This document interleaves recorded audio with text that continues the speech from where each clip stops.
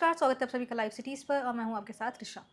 दर्शकों, आज के इस वीडियो में हम बात करेंगे स्क्विंट आई के बारे में, जिसे कि तिरछापन या फिर भेंगापन भी कहा जाता है। और इसी टॉपिक पे बात करने के लिए हमारे साथ हैं बिहार के जाने माने आई स्पेशलिस्ट और साथ ही संजीवनी आई हॉस्पिटल के डायरेक्टर डॉक्टर सुनील कुमार सिंह। स्वागत है सर आपका। धन्यवाद।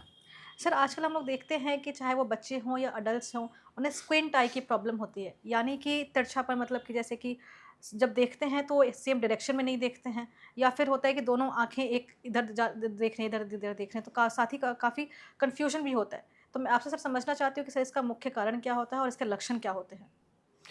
देखिए, लक्षण तो साफ दिखता है कि उस व्यक्ति का आँख का भेंगापन या तिरछापन रहता है। हुँ, और कारण देखिए इसके बहुत तरह के भेंगापन होते हैं। अगर मान लीजिए किसी का जो बहुत बचपन से होता है तो कंजेनिटल कहते हैं उसको, आप बचपन से देखिए तिरछापन रहता है। हुँ, हुँ, और उसके आम तौर पे कभी-कभी देखिएगा जाँच में कि उनके एक आँख में चश्मे की ज़रूरत रहती है और चश्मा में ज़रूरत नहीं, चश्मा पहनने से उसमें एम्ब्लियोपिया या रोशनी कम हो जाती है, वो आँखें तिरछी हो जाती हैं।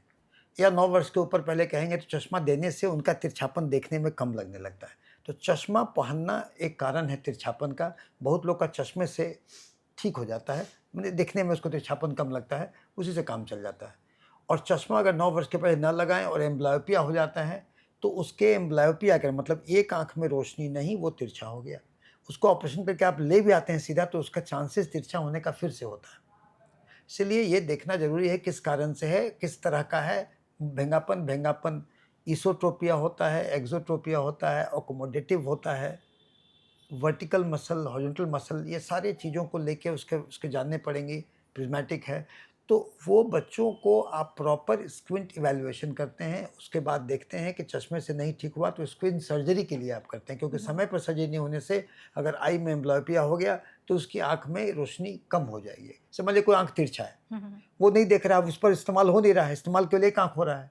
ग्रोइंग एज में अगर इस्तेमाल नहीं होगा तो वो आँख वीक हो जाएगी, लेज़ी आई हो जाएगी। उसको कितना भी देंगे सीधा करेंगे तो नहीं ठीक से होगा। तो ये आपको देखते रहना है, बच्चे का तिरछापन इग्नोर नहीं करना है। होता है कि ठीक है बड़ा होगा तो देखेंगे, बड़ा होकर नहीं, जैसे नेत्र चिकित्सक बोले वैसे करना है, टाइप का करना है। ये तो बच्चों में हुआ, बड़ों में इसको कहते हैं न्यूरोजेनिक जो होता है, हुँ, जो हुँ, कि कभी-कभी नर्व के पैरालिसिस से तिरछापन लगता है। तो वो तिरछापन किसी का मसल वीक होता है, तो न्यूरोजेनिक होता है, उसके लिए ऑपरेशन तुरंत नहीं करना होता, उसके लिए नर्व का स्टेरॉइड वगैरह देते हैं, किस कारण से हुआ, नर्व क्यों वीक हुआ। तो नर्व जैसे रिगेन करेगा तो न्यूरोजेनिक होगा अगर तिरछापन, तो वो ठीक हो जाएगा उसको दवाई-ववाई देने से। तो ये इवैल्यूएशन करना पड़ता है।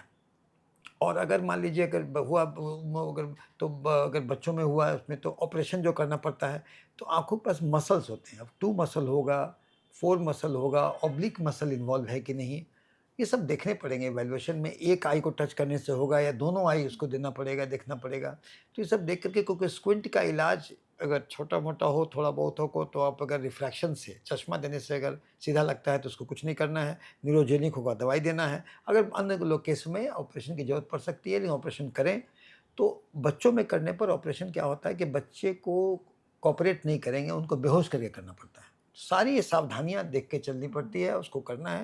लेकिन हाँ, भेंगापन है तो उसको इलाज कराना है, क्योंकि बहुत जगह भेंगापन कॉस्मेटिक इश्यू आता है। बचपन में लोग कराते नहीं हैं, बड़ा होके करने वक़्त कहते हैं शादी के पहले कर दिया जाए, तो कभी-कभी उसके रिज़ल्ट बहुत अच्छे नहीं आते हैं, समय पर उसका रिज़ल्ट हो आना चाहिए। तो भेंगापन एक उस पे कॉन्शियस होने की ज़रूरत है, सजग होने की ज़रूरत है, उसका उचित उपचार ज़रूरत है, ज़रूरत पड़े तो ऑपरेशन की ज़रूरत है। कितने मसल लगेंगे, क्या लगेंगे, इसके लिए अपना वो देखेंगे, नेत्र चिकित्सक जैसा ओके। मिलेंगे हुँ, वैसा हुँ। ऑपरेशन करेंगे। जी। सर, क्या ये जेनेटिक भी होता है? यानी कि अगर माँ-बाप को है, माँ या बाप को है, किसी को है, तो क्या ये ज़रूरी है कि बच्चों में भी आएगा? क्या ये कोई जेनेटिक है? ज़रूरी नहीं है। कोई ज़रूरी नहीं नहीं, है। कोई ज़रूरी सर, कहा जाता है कि काफ़ी केसेज़ में ऐसा है कि कुछ नॉर्मल एक्सरसाइज़ेज़ डॉक्टर सजेस्ट करते हैं, जिसको कि बच्चे या फिर एडल्ट्स घर पे प्रैक्टिस करके उससे भी ठीक कर सकते हैं। सर, वो ऐसे कौन-से एक्सरसाइज़ हैं? मैं आपसे जानना चाहती हूँ। देखिए, माइल्ड अगर रहा मतलब या माइल्ड अगर स्क्विंट रहा, इसको आप भेंगापन हुँ, कहते हुँ। हैं, तो आँखें अगर कम, मसल कमज़ोर है, आँखें फैली हुई है, तो आप कन्वर्जेंस एक्सरसाइज़ करके आप ऐसे करते हो, मसल को ज़्यादा इस्तेमाल करते हैं कि मसल मजबूत होगा, तो जो फैला हुआ रहता है वो नज़दीक आएगा। तो ये इस एक्सरसाइज़ से कन्वर्जेंस एक्सरसाइज़ कहते हैं। अगर मसल वीक है, आँखें थोड़ी फैल गई, लेकिन ये माइल्ड केसेज़ में होगा, कन्वर्जेंस से कभी-कभी थोड़ा बहुत होता है, तो वो उस बात में कंट्रोल या नियंत्रण में आ जाता है। और आगे अगर एक्सरसाइज़ से कंट्रोल नहीं होता तो फिर ऑपरेशन ऑपरेशन करवाना पड़ता है। बहुत बहुत धन्यवाद सर ये तमाम जानकारी धन्यवाद, देने के लिए। धन्यवाद। तो दर्शकों, आशा करती हूँ कि आज की वीडियो आपके लिए लाभदायक रही हो। अगर आपने अभी तक हमारे चैनल को सब्सक्राइब नहीं किया तो तुरंत ही कर ले, साथ ही हमारे फेसबुक पेज को भी लाइक करें। वीडियो देखने के लिए धन्यवाद।